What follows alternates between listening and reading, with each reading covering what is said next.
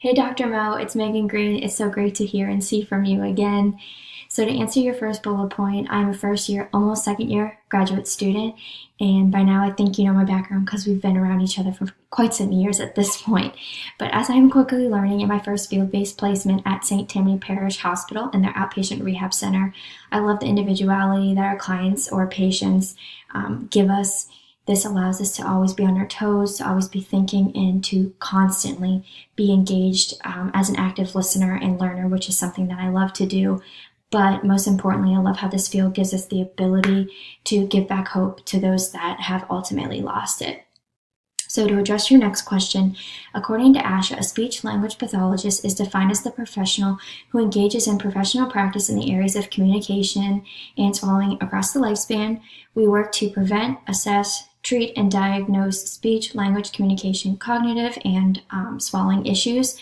So those are some of our roles and responsibilities. And then as far as our role in the counseling relationship, an SLP has an obligation to teach, counsel, provide guidance, and emotional support to those that we serve. ASHA further stated that some examples of counseling include empowering the client, educating the family, addressing those negative emotions that they're feeling at the time, and ultimately to refer when counseling extends outside of what our skills are. And Luderman further states that in the counseling relationship, the SLP must engage in deep, selfless listening because that listening allows clients to elicit those feelings that they are experiencing. And then from there, we can provide the necessary supports to, support the client in those feelings that they are experiencing at that time. But having said all of that, it would be inappropriate to